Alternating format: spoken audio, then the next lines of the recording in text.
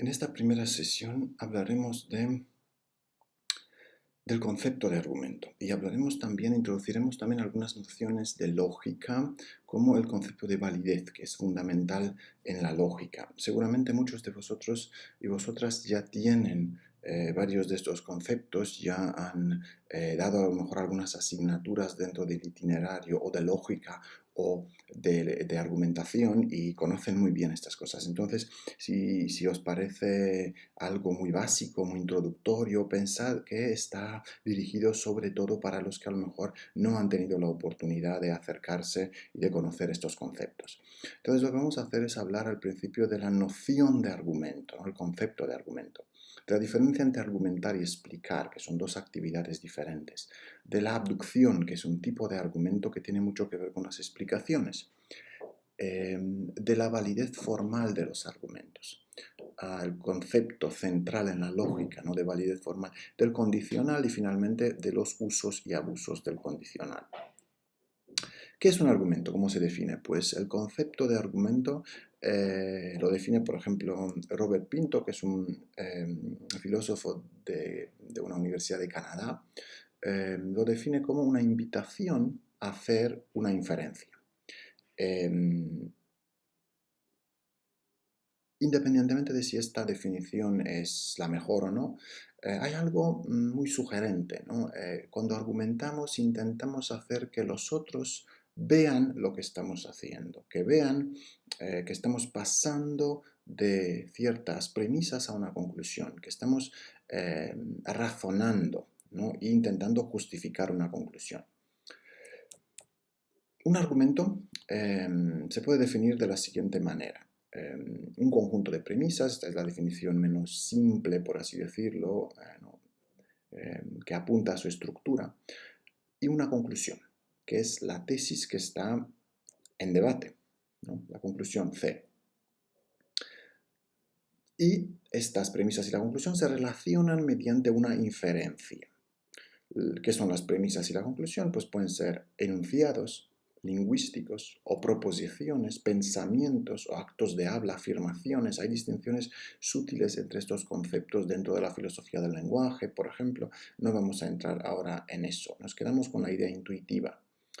Hay argumentos y hay explicaciones, ¿no? Esta viñeta dice...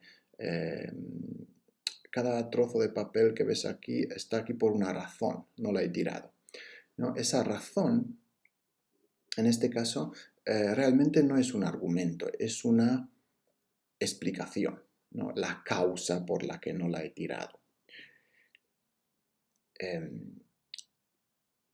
No justifica que no lo haya tirado, sino que lo explica. Entonces tenemos esta distinción entre argumentos y explicaciones, que es una distinción importante. Cuando ofrecemos un argumento, cuando argumentamos, damos razones a favor de una conclusión, que no se conoce de antemano, no es algo, está en disputa, ¿no? Es cuestionada, o potencialmente hay alguien que pueda no aceptarla. Cuando damos una explicación, no hacemos eso, sino que buscamos causas de un hecho que se conoce,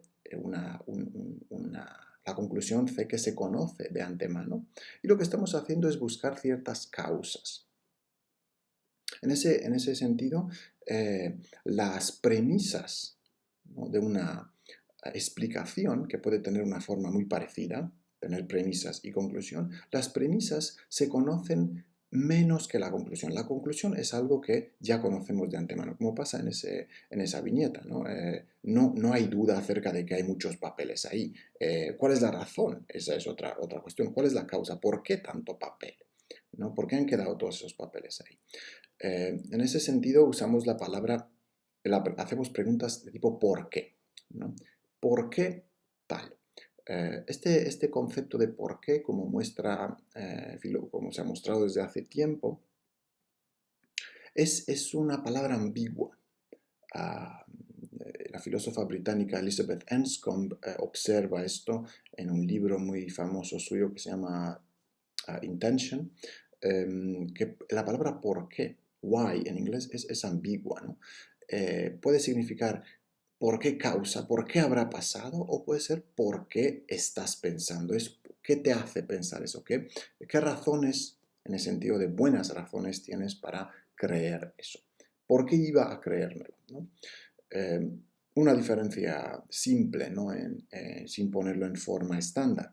Ha llovido porque el suelo está mojado. Es un argumento. Veo que el suelo está mojado y entonces si lo que está en duda es que si ha llovido o no, entonces puedo razonar de esa forma, ¿no? Puedo decirte, sí, sí, ha llovido, mira, el suelo está mojado. A lo mejor bajas del tren y dices, pues mira, ha llovido porque... Eso no es una explicación de por qué ha llovido, porque no sabemos si ha llovido, acabamos de llegar. Pero sí es un argumento de que sí, efectivamente ha llovido.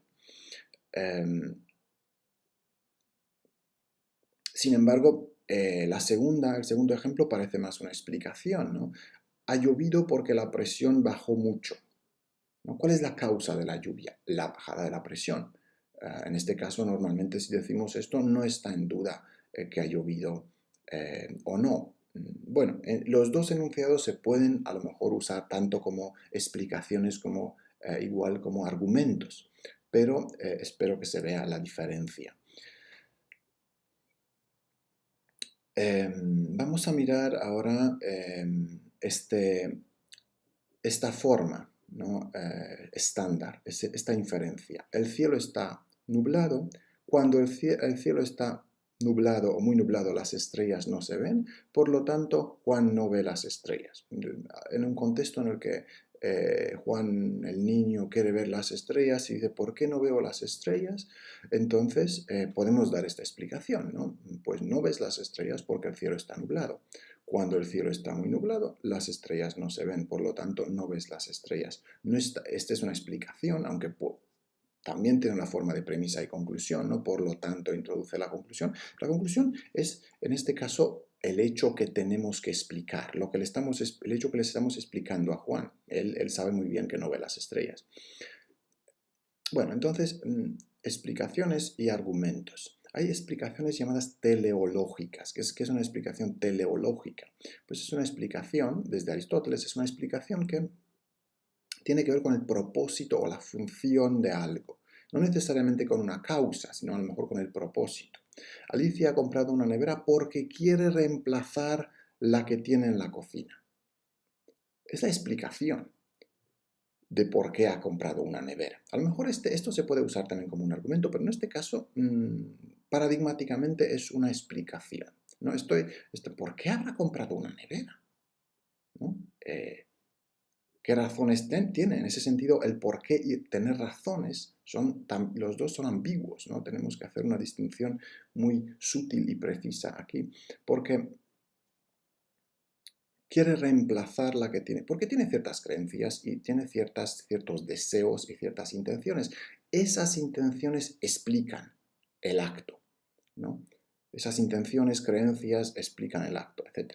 El segundo enunciado. La nevera enfría los alimentos para mantenerlos en buen estado. Aquí también tenemos en cuenta una explicación de lo que hace la nevera, que es teleológica, ¿no? De la función para. Enfría los alimentos para. No es que tenga la intención de hacerlo. En este caso no atribuimos intenciones a la nevera, pero sí una función que explica qué es lo que hace en base a una función que se le ha asignado, por así decirlo, en su diseño. Las abejas hacen miel para nutrir a sus larvas. Pues también es una función de las abejas, ¿no? Una función de los órganos. Los órganos también se explican a veces en este lenguaje teleológico. Ahora, para complicar un poco más las cosas, a veces hablamos de argumentos basados en explicaciones, la llamada abducción o inferencia a la mejor explicación. Vamos a partir de esta viñeta. Dice, madre mía, ayuda, mi cabeza se ha dado la vuelta del todo, estoy mirando para atrás. Mira, puedo ver la etiqueta de mi camiseta. Dice, espera, mi ombligo está en su sitio. Y va y le dice a su madre, bueno, no te preocupes, mi cabeza está bien. Y su madre dice, bueno, tampoco diría eso. ¿Qué es lo que está haciendo el niño aquí? Pues al principio encuentra una explicación, que es que su cabeza se ha dado la vuelta. Es una explicación de sus observaciones. Y luego dice, no, no, no, hay otra explicación. La camiseta me la he puesto de manera al revés, ¿no?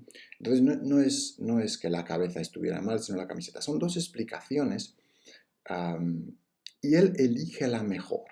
¿No? Elige la mejor y entonces concluye algo en base a que este hecho tiene que ser la mejor explicación. Este es el esquema del argumento. Se observa el hecho H sorprendente que necesita explicación.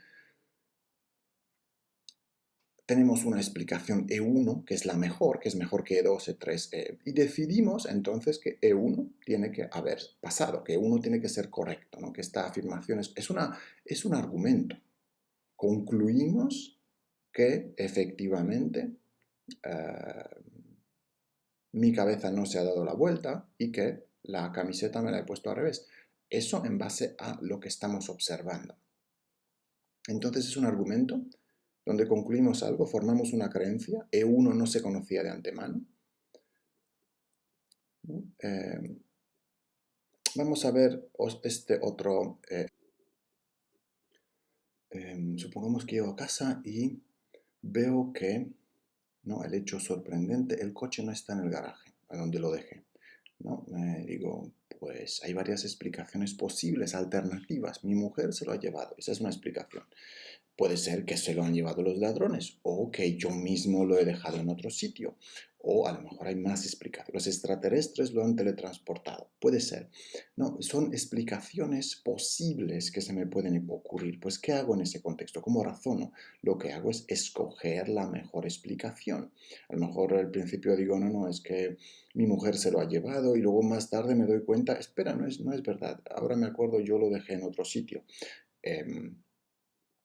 Pero lo que hago es concluir algo acerca de la mejor explicación de un hecho observado, ¿no? Se observa el hecho H, E1 es la mejor explicación, por lo menos dado los datos que tengo en un momento determinado para H, por lo tanto concluyo E1.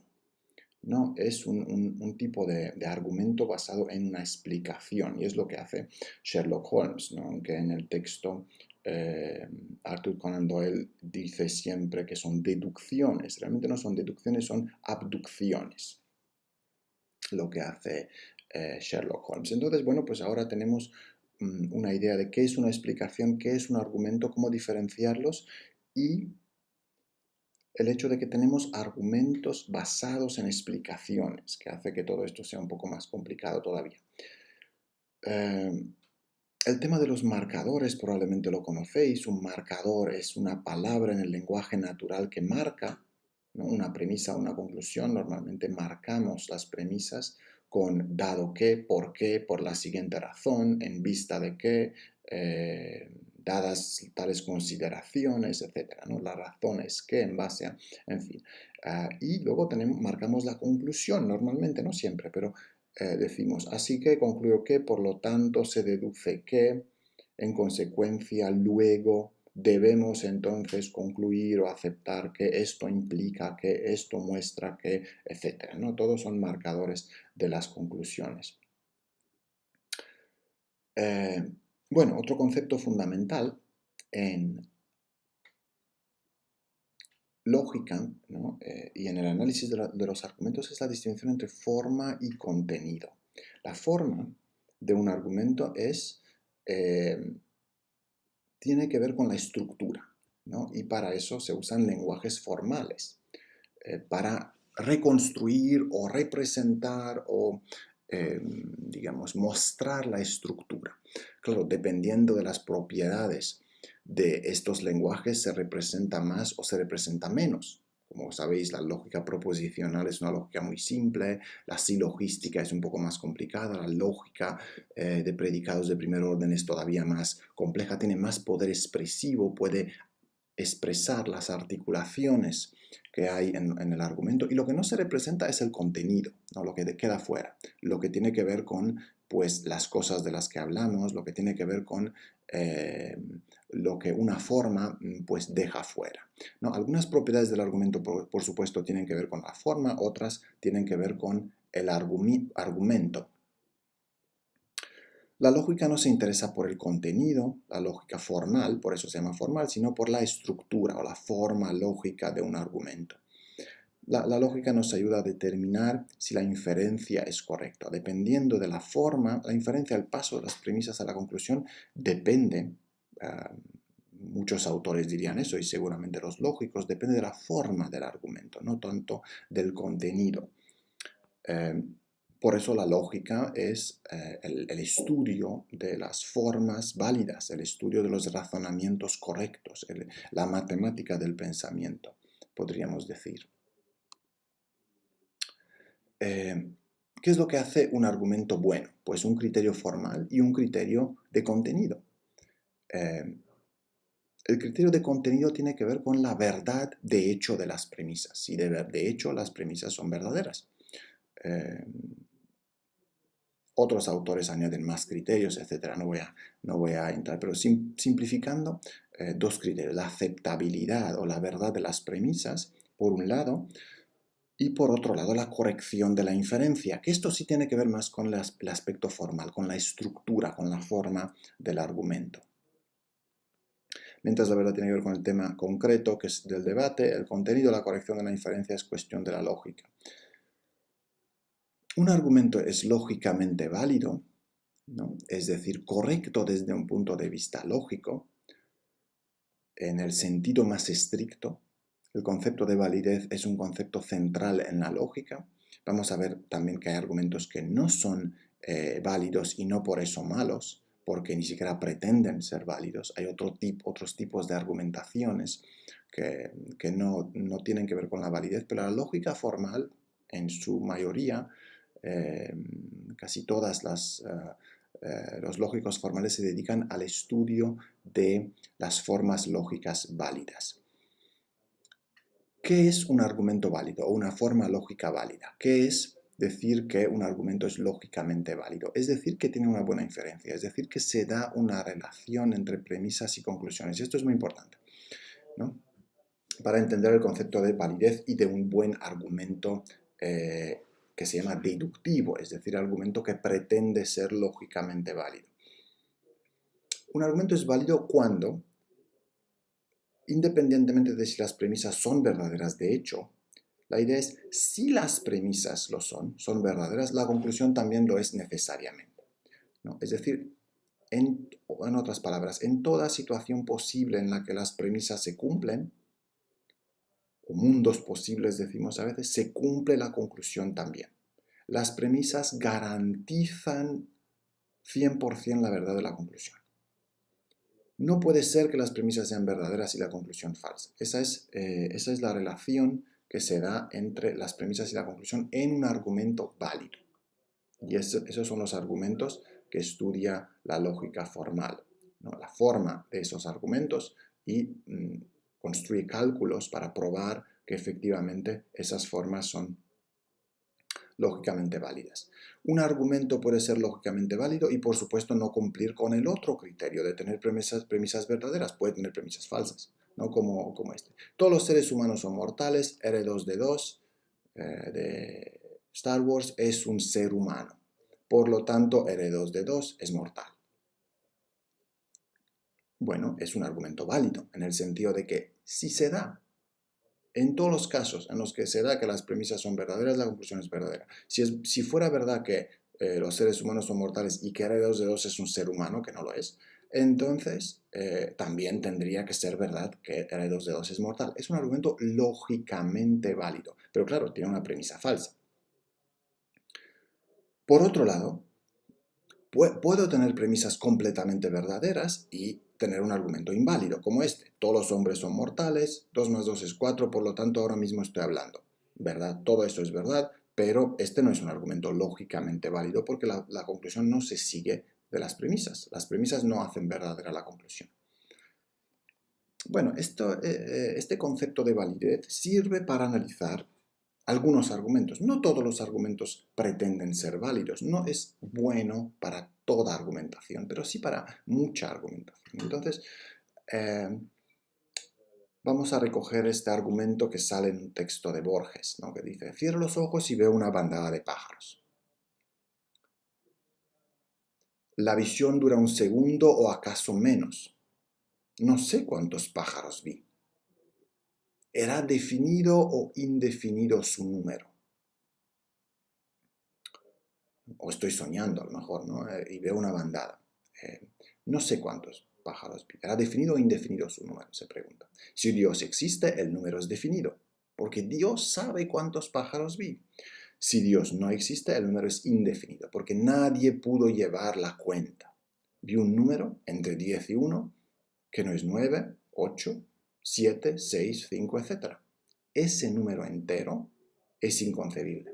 Por lo tanto, Dios existe, ¿no? Si pensamos un poco en este argumento, en la estructura, sería algo así. Si Dios existe, entonces el número que vi es un número definido, n. D está por si Dios existe, n por el número es definido. Si Dios no existe, esa es la negación, ¿no? En lógica proposicional, entonces el número no es definido, el número de pájaros que vi. Y luego una premisa que es clave, dice, si el número es indefinido, decir que el número es indefinido es absurdo, ¿no? ¿Qué número va a ser indefinido? Es un número entre 10 y 1 porque es una bandada que la veo así en un momento de cerrar los ojos como una imagen mental que pasa rápidamente por mi cabeza. Ese número, pues sí, era un grupo, pero no eran más de 10, pero tampoco era 1, ¿no? Entonces entre 10 y 1. Pero claro, ¿qué número hay entre 10 y 1 que no sea 9, 8, 7, 6, 5? No, tiene que ser un número entre esos. No hay ningún número indefinido entre 10 y 1, con lo cual eh, no tiene sentido hablar de un número indefinido. Eso es absurdo. Por lo tanto, Dios existe. A ver cuál es la forma lógica. Esta es la forma lógica, a ver si es válida, ¿no? Pues efectivamente es válida, ¿no? Es un ejemplo de lo que se suele llamar modus tollens. La segunda, la tercera y la última conclusión la primera realmente no contribuye mucho. La segunda, la tercera y la cuarta forman un argumento que tiene la forma de lo que se suele llamar modus tollens. Si tal, entonces se sigue otra cosa, pero esa cosa que se sigue es absurda, por lo tanto el punto de partida que no existe Dios es falso, es decir, Dios existe. Es un argumento válido, ¿no? Por lo tanto, formalmente, lógicamente válido. ¿Es un buen argumento? No, pero por otras razones, que no tienen que ver con la validez, que tienen que ver con la estructura, no tienen que ver con la estructura, sino con la verdad o la aceptabilidad de las premisas, con el contenido, ¿no?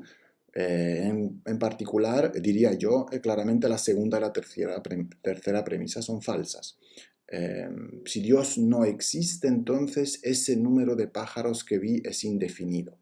Tiene que haber un Dios para que vea todo, que conciba todo, para que las cosas pasen, ¿no? Esto en filosofía se suele llamar a veces idealismo. Si no hay una mente que conciba algo, esa cosa no pasa, ¿no? Si cae un árbol en un bosque lejano y no lo ve nadie, eso no pasa porque no lo ha visto nadie. No, pasan cosas aunque nadie lo vea. Eso, por lo menos la segunda premisa es altamente controvertida. La premisa número 3 dice que el número indefinido o indeterminado no tiene sentido el concepto de número indefinido o indeterminado, que ningún número en concreto es indefinido o indeterminado, que si lo que vi ahí en ese momento, en esa representación que tuve, esa imagen mental fueron a lo mejor 3, 4, 5, 6, ninguno de estos números es indefinido, indeterminado, por lo tanto el concepto de indefinido, de número indefinido no tiene sentido. Pero claro, como se debe entender este concepto, es como un número desconocido, ¿no? Indefinido aquí muy bien puede significar desconocido, ¿no? Efectivamente, no sé cuántos vi porque no me ha dado tiempo a contarlos, ¿no? Pero parece que hay un número de pájaros, pues, que puede ser perfectamente un número Esta es por lo menos una manera de interpretar la tercera premisa. Por lo tanto, hay problemas con este argumento que tienen que ver con el contenido, con lo que dicen las premisas, no con la forma lógica, ¿no? La forma lógica es válida si en lugar de D y N ponemos otras. Cualquier cosa que pongamos, cualquier enunciado o afirmación que pongamos en lugar de D y N, D se sigue finalmente como conclusión. Pero claro, dependiendo de lo que pongamos, puede ser algo verdadero o falso el punto de partida, las premisas. Vamos a centrarnos ahora en el condicional. El condicional es muy importante en la argumentación y en la lógica. ¿Por qué? Pues porque el condicional relaciona eventos y enunciados, ¿no? Un condicional es un enunciado de forma compleja. Si P, entonces Q. Y se formaliza de esta forma con la flecha, ¿no? En la lógica proposicional. Llamado condicional material, que tiene una interpretación en la lógica. Ya veremos. Hay distintas teorías, representaciones, maneras de traducir o analizar el condicional del lenguaje natural en la lógica, por supuesto, y los detalles son muy complejos. Pero como punto de partida podemos usar el condicional material, porque ahora simplemente estamos introduciendo unos conceptos. Si P, entonces Q se representa de esta forma y se puede, lo mismo, ¿no? Pasa con otros enunciados que son parecidos. Siempre que P, entonces Q, ¿no? Si llueve la calle está mojada, siempre que llueve la calle está mojada, cuando llueva entonces la calle estará mojada, etc., ¿no? O incluso con una conjunción P y Q. Comes esta seta y te mueres, ¿no? Una manera de decir, te la comes y te mueres, es decir, es muy venenosa, tóxica. Entonces, la I aquí funciona como un sí entonces, ¿no? Bueno, en fin. ¿Qué hace un condicional? Introduce una condición, tal como dice su nombre, una condición, es decir, dice este mem, dice, si tu novia te pregunta, si me engañaras, ¿me lo dirías? La respuesta es, no te engañaría, nunca, ¿no? Entonces, no caigas en la trampa. El condicional nos habla, ¿no? O nos deja, introduce, ¿no? una situación hipotética, ¿no? Si llueve, la calle está mojada. Condicional introduce una hipótesis, introduce una situación posible, habla de algo que puede pasar, introduce una condición, si se da algo entonces, ¿no? Algo que condiciona lo que viene a continuación, ¿no? Algo que da paso a lo que viene a continuación. Es decir, el antecedente da paso al consecuente, por así decirlo, de manera muy informal, ¿no? Dice este mem, si tu novia te pregunta cuándo, dice, si me engañaras, ¿me lo dirías?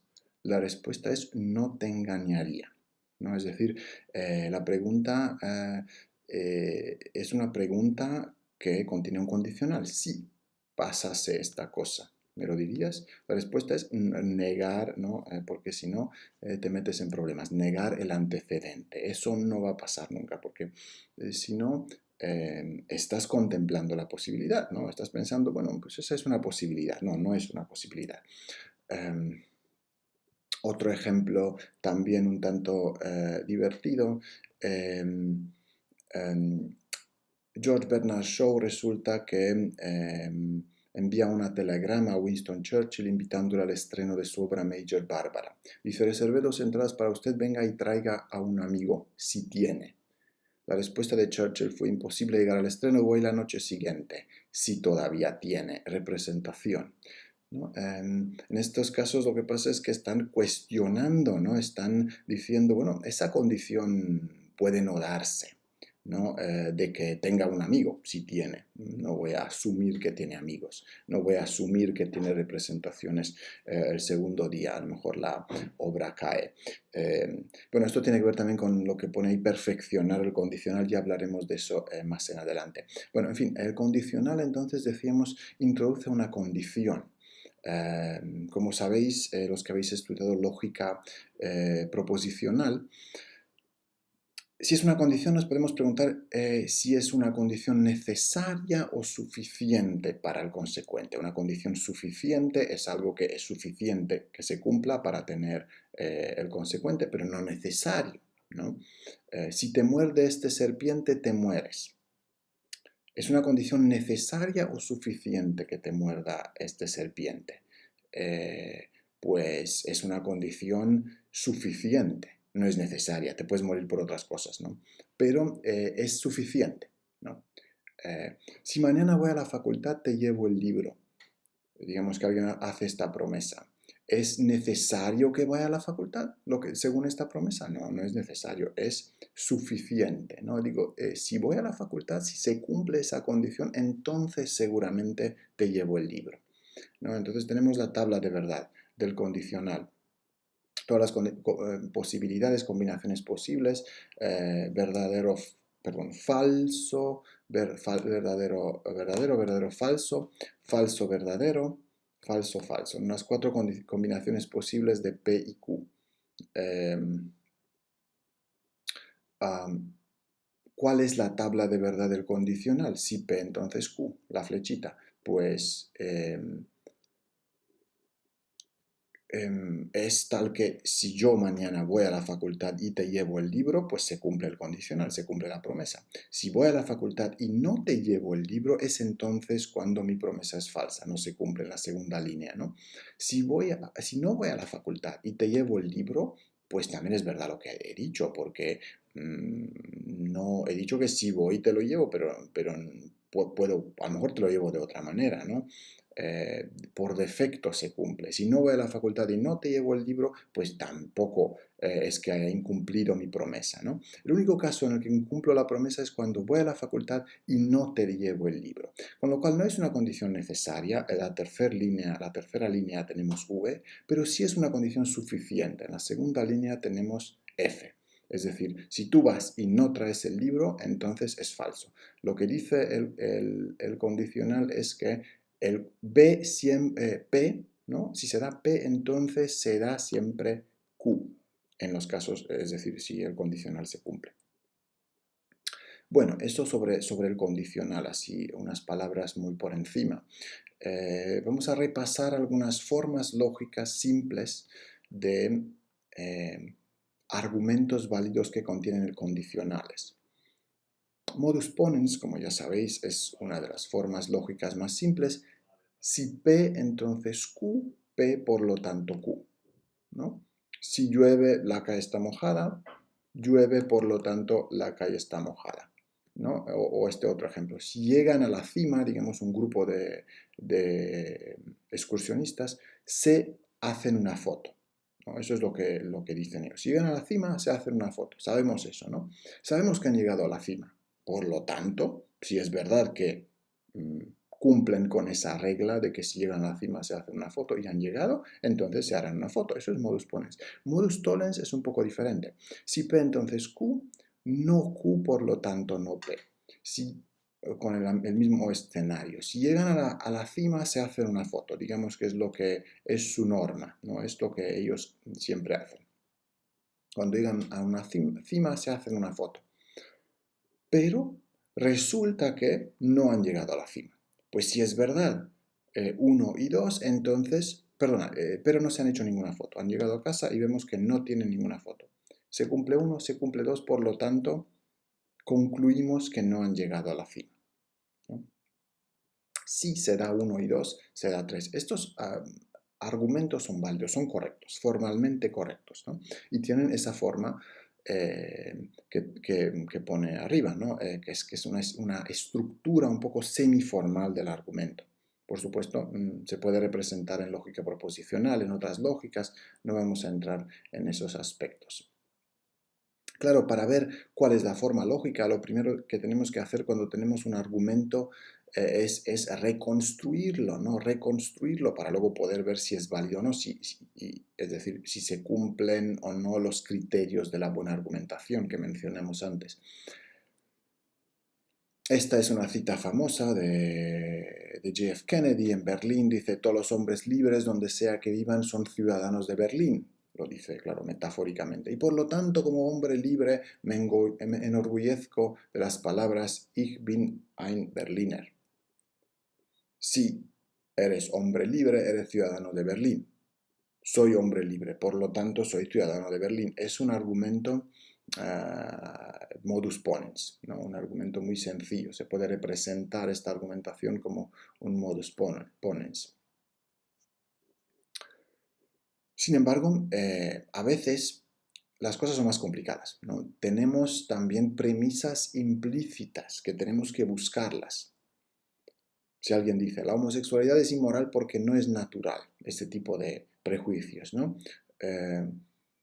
Es un argumento, claramente es una argumentación. ¿Cuál es la premisa explícita? Pues que la homosexualidad no es natural. La conclusión, la homosexualidad es natural. Tenemos esta premisa, esta conclusión. Perdón, la conclusión es que la homosexualidad es inmoral. Tenemos esta premisa, esta conclusión, pero claro, obviamente hay algo aquí que falta. La relación entre natural e inmoral. Y probablemente se puede reconstruir el argumento diciendo, añadiendo esta premisa que de alguna forma la tienen en consideración los que argumentan de esta forma, que si algo no es natural es inmoral, ¿no? Pero claro, ¿qué pasa? Exactamente ahí está el problema. Es esa premisa implícita que es la problemática, por lo menos formulada de esta manera. A lo mejor podemos formularla de otra manera, pero si la ponemos tal cual, hacemos un argumento válido. Si algo no es natural es inmoral. La homosexualidad no es natural, por lo tanto es inmoral. Es un argumento modus ponens. Pero claro, esta premisa como tal, dicho así, es falsa, ¿no? Porque sabemos que hay muchas cosas que no son naturales y no son inmorales. El paracetamol es un invento tecnológico, no es natural, no crece en los árboles, pero no es inmoral, con lo cual esa premisa hay que refinarla más. Y ahí está, ¿no? El diablo está en los detalles, como dicen.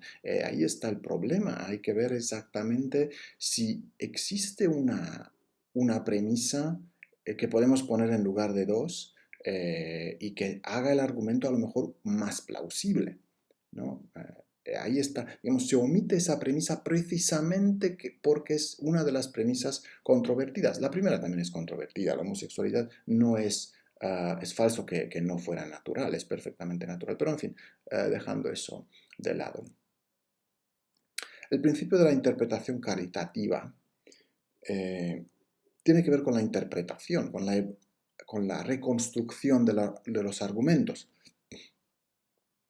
Y tiene que ver justo con este tipo de situaciones, ¿no? Cuando tenemos varias posibilidades para reconstruir un argumento y entonces dice este principio hay que ser caritativo, hay que apelar a esta caridad interpretativa o hacer una interpretación caritativa.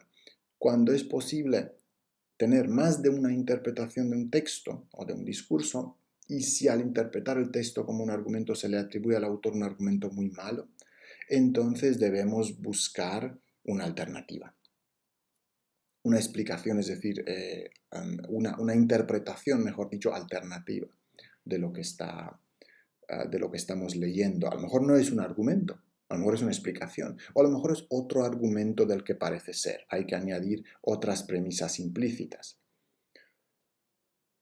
Sin embargo, a veces no hay mucho lugar o mucho espacio para moverse dentro de estas posibles interpretaciones, porque a veces se aclara explícitamente cuál es el argumento y la claridad, por eso es importante aclarar, ¿no? Muchos argumentos que son falaces, son malos argumentos, lo son porque parecen buenos a primera vista dado ciertos aspectos que tienen más que ver con la retórica, con la manera en la que se están diciendo las cosas, pero realmente el argumento es poco explícito, faltan muchas cosas y cuando buscamos los detalles encontramos los problemas. Cuando se aclara explícitamente que se da un argumento, cuando el hablante dice, no, no, te voy a dar un argumento, una razón a favor de tal, entonces, eh, o encontramos las palabras, los indicadores, los marcadores discursivos de la argumentación, en ese caso eh, hay menos, ¿no? Hay menos alternativas posibles. Pero aún así, tenemos que tener cuidado para escoger una interpretación que no simplifique el argumento, sino que lo haga más plausible, ¿no? Que intentar ser todo lo caritativo posible, ¿no? Es un principio heurístico, es un principio por el cual nos deberíamos guiar al interpretar las argumentaciones de otros. En decidir cuáles son las premisas y cuál es la conclusión, en identificar las premisas y sobre todo las premisas implícitas, como hemos hecho en ese caso. Entonces, a lo mejor ese argumento no hemos sido muy caritativos al interpretar, al poner ese condicional como una premisa implícita. La homosexualidad no es natural. Si algo no es natural, es inmoral. A lo mejor hay que poner algo así, como normalmente las cosas naturales son mejores que las que no lo son, ¿no? Algo por el estilo, matizar un poco esa premisa implícita. O a lo mejor, en cuanto a la sexualidad humana, las cosas naturales son mejores que lo que no lo son. A lo mejor estas serían intentos de hacer esa argumentación más plausible en el sentido de escoger interpretaciones que no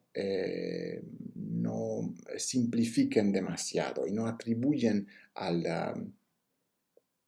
hablante unas tesis directamente falsas, ¿no? Estas serían dos opciones, ¿no? Sin embargo, no parece que el argumento sea convincente, para nada, ¿no? Las cosas naturales son mejores que las que no lo son, pues todo depende, no se puede decir eso así en general. Las cosas naturales son mejores en cuanto a la sexualidad humana, pues tampoco, ¿no? La planificación familiar, por así decirlo, los métodos contraceptivos, pues son culturales, artificiales en gran medida y no son directamente naturales, con lo cual, pero diríamos que son buenas, con lo cual tampoco se sostiene. Pero bueno, por lo menos hemos hecho un esfuerzo de ser más caritativo. Bueno, otro ejemplo. La indulgencia opera con mayor fuerza en algunos casos que el rigor, dice George Washington. Por lo tanto, es mi primer deseo que toda mi conducta se distinga por ello, por la indulgencia y no por el rigor. Parece interesante. A ver si es un argumento, ¿cómo lo podemos reconstruir? Dice, la indulgencia opera con mayor fuerza en algunos casos que el rigor. Por lo tanto, podríamos decir, prefiero la indulgencia, ¿no? Bueno, ¿cuál es la premisa implícita? Pues a lo mejor es algo así. Si algo opera con mayor fuerza que otra cosa, si X opera con mayor fuerza que Y, en algunos casos, dice, hay que preferir X. Bueno, no sé en qué está pensando George Washington exactamente, a lo mejor el contexto nos puede decir algo más, pero simplemente porque algo opere con mayor fuerza o mejor en algunos casos que otra cosa, no quiere decir que es siempre preferible, ¿no? Un paraguas es en algunos casos más útil que unas gafas de sol, sobre todo si está lloviendo, pero no deduciríamos de ahí que prefiero las paraguas a las gafas de sol. Eso todo depende del contexto, ¿no? A lo mejor hay contextos donde hay que ser riguroso y otros contextos donde hay que ser indulgente. Como tal, el argumento no parece muy buen argumento, por lo menos sin conocer mucho más acerca del contexto en el que se da. Bueno, entonces hemos hablado de formas lógicas, de argumentos válidos, de argumentos que hay que interpretar, del principio de la caridad interpretativa y Podemos añadir algunas cosas más acerca de estas formas lógicas, ¿no? Hemos hablado de modus ponens y modus tollens. Hay formas lógicas más complejas, como este, por ejemplo. Si PQ, si QR, no R, por lo tanto no P. ¿No? Veremos aquí que hay como un doble condicional, si PQ y luego si QR. Y llegamos a R, pero R no se da, con lo tanto se parece, ¿no?, un poco a modus tollens. Y lo encontramos en este ejemplo, que es una prueba indirecta de la teoría del Big Bang, que durante muchos siglos fue un argumento que se daba a favor de la idea de que hay un punto inicial del comienzo del universo, ¿no? Y la argumentación iba un poco así. Si las estrellas fueran eternas y no cambiaran nunca, como pretendía Aristóteles, la cantidad de luz emitida sería infinita. Claro, porque emiten luz continuamente, entonces se llena. El cielo debería ser entonces extremadamente luminoso, pero no lo es. Por lo tanto, las estrellas no son eternas. ¿No? Hay un punto inicial de partida de la existencia de las estrellas o del universo, ¿no? Las estrellas no son eternas. Concluimos. Si P, entonces Q. Si Q, entonces R, que el cielo sería extremadamente luminoso, pero no R. Por lo tanto, las estrellas no son eternas. Tiene exactamente esta forma lógica que acabamos de ver, ¿no? Y es un argumento válido. Ahora, otra cosa es si, de nuevo, como el contenido es aceptable, si las premisas son aceptables o no.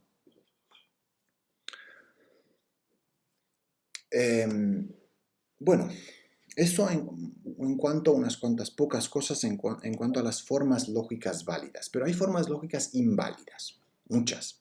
El problema es cuando tenemos formas lógicas inválidas que se parecen a las formas lógicas válidas y nos pueden engañar.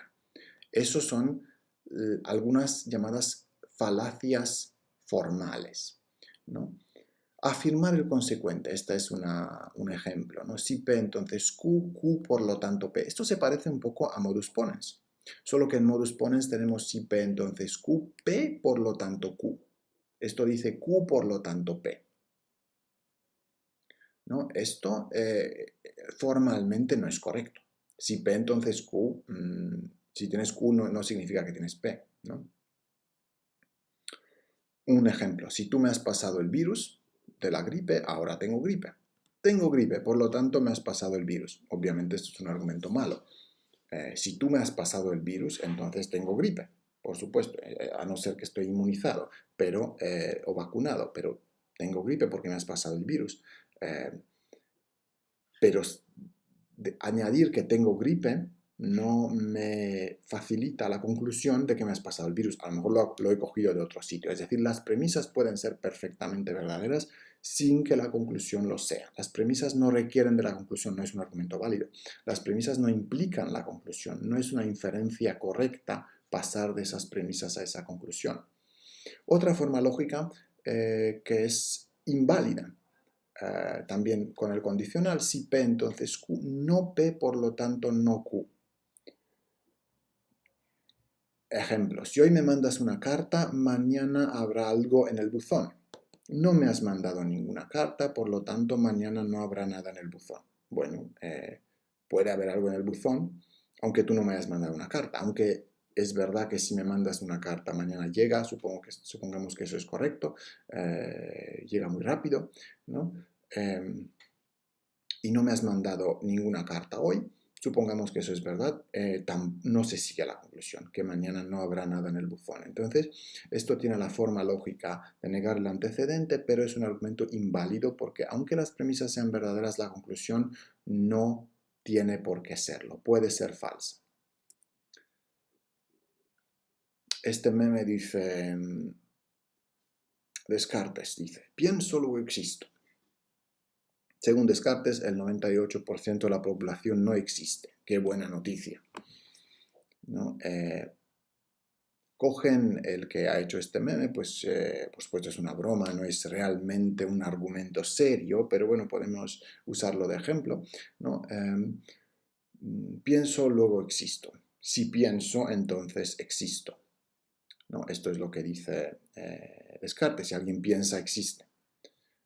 El 98% de la población no piensa, por lo tanto el 98% de la población no existe, ¿no? La segunda premisa es implícita, pero parece que esa es la premisa que se tiene en cuenta aquí. Claro, pero vemos que esto no es un argumento válido.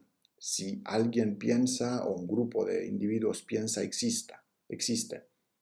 Esas personas no piensan, de ahí no resulta que no existen, ¿no? Simplemente pensar eh, se relaciona de alguna forma con existir según Descartes, pero eso no significa que si no piensas no existes, ¿no? Es una falacia de negar el antecedente. Se está negando el antecedente y se concluye la negación del consecuente para el grupo este de 98% de la población. Bueno, no vamos a entrar aquí en un análisis de lo que quería decir de hecho Descartes, porque eso es mucho más complicado. Por supuesto que hemos analizado de manera muy superficial las palabras de Descartes, pero eso no importa aquí, para simplemente recoger la estructura del razonamiento y ver que es incorrecta, ¿no? Si PQ, no P, por lo tanto no Q. Eso no es un argumento correcto.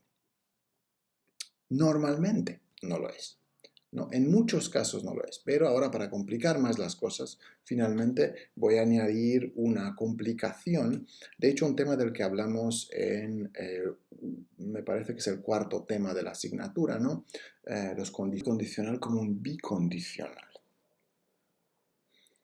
Si te comes la sopa tienes postre, literalmente dice que es suficiente comerte la sopa para tener postre. Pero pragmáticamente diríamos, es decir, atendiendo a criterios que em, no tienen que ver con el significado literal, que sería, por lo menos según una cierta manera de explicar este fenómeno de perfeccionar el condicional o tratar el condicional como un bicondicional, como un sí, solo sí. El significado literal sería simplemente una condición suficiente, pero se añade implícitamente ese contenido pragmático. De eso pues hablaremos en uno de los temas que tiene que ver con las implicaturas escalares, por lo menos una explicación posible. Entonces, si atendemos también este contenido pragmático, vemos que si P entonces Q y si no P entonces no Q, ¿no? Que es lo mismo que decir si Q entonces P, es lo mismo que decir si solo si P entonces Q.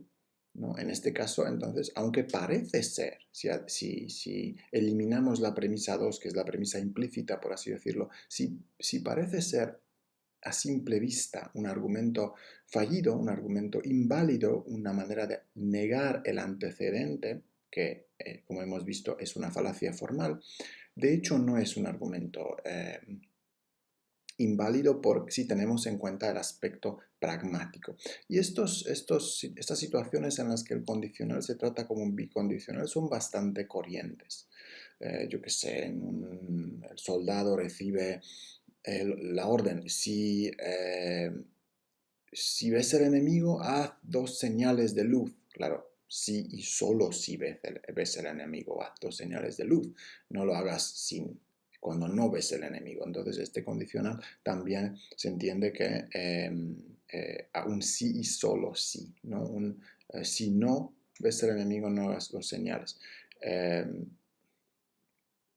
Si gana el torneo, recibirá una copa. Por supuesto, si no la gana, no recibe la copa, ¿no? Romper en caso de emergencia, lo que pone a veces en estos sitios donde vemos ¿no? los extintores de fuego, etc., ¿no? fuentes de agua para parar fuegos, lo que se está diciendo es en caso, si hay caso de emergencia, rómpelo, pero por supuesto solo si hay caso de emergencia. Si lo rompes y no es un caso de emergencia, a lo mejor te llevas una multa y no es... entonces, los factores pragmáticos se añaden a los factores o a lo que es el significado literal, lógico, semántico, y a veces complican la cuestión. Pero bueno, nos quedamos con la idea de que argumento y explicación son dos cosas diferentes. Hay que distinguirlos bien, de que hay argumentos basados en explicaciones posibles, que es la abducción, de que tenemos argumentos formales, ¿no? Formas lógicas que son correctas, válidas, y formas lógicas que no son válidas. Estos se llaman argumentos deductivos válidos, o que pretenden ser válidos. Y lo que hemos dicho acerca del condicional finalmente, y añadiendo este aspecto más bien pragmático de perfeccionar el condicional. Bueno, eso son muchas cosas muy por encima, pero os pueden ayudar a haceros una idea de todo esto. Bueno, seguimos luego con la segunda sesión. Muchas gracias.